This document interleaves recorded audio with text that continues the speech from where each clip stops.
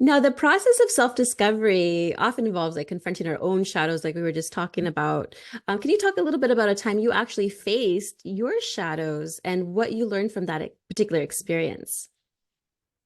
Oh my goodness.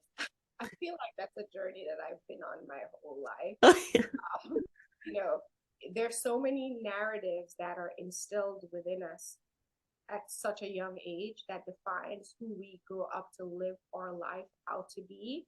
That's really not even of us or from us. It's Right. just ingrained in us. And I think religion would be a point that I could compare that to.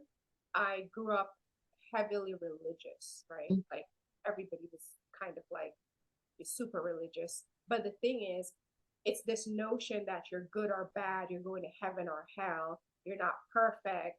So then this is where you're going.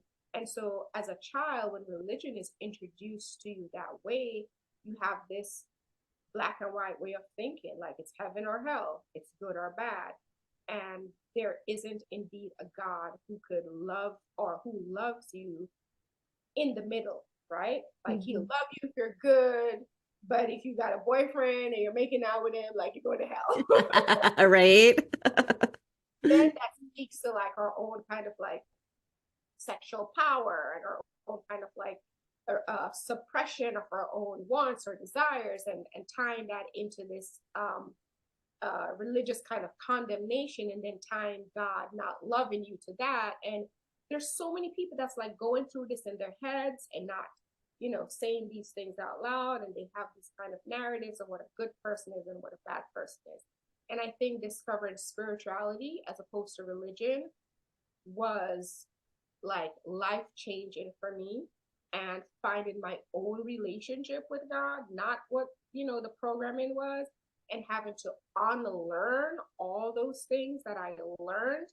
Oh my goodness. Like unlearning, like really kind of thinking, yeah, there is a God, and he kind of loves me regardless, not only when I'm good. Like he's not Santa. Like God isn't Santa. So you're and he's only gonna bring you something if you're no, like unlearning religion was like one of my, and still continues to be one of my biggest struggle, and really kind of learning spirituality and love, within itself. And that affected so many other aspects of my life, like even like self-judgment, negative inner dialogue, and how that was kind of predicated on this heaven and hell, kind of concept. So I think that's one of the challenges that I don't even want to say I have navigated, that I continue to navigate. And I feel really good about, because once you understand and accept that there's a love that exists outside of whatever you have to pretend to be, then you kind of put that expectation on people like, I'm going to need you to love me a different kind of way, right? But if you think that, like, well, God only loves me when I'm this way, then you start to look for people who will love you when you're like, you know. So that's been one of those. I'm kind of all over the place, but that's been one of those like paramount, like paradigm shift in like how I think and the grace that I give myself. And by giving myself grace, I'm able to extend grace to others. Like I'm able to be like, oh, you just having one of those, you know.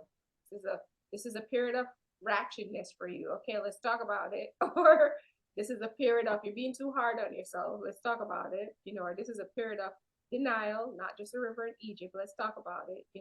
You can give people more grace. So I think those things have kind of like meshed into a part of my growth, and it continues to be like on a daily basis.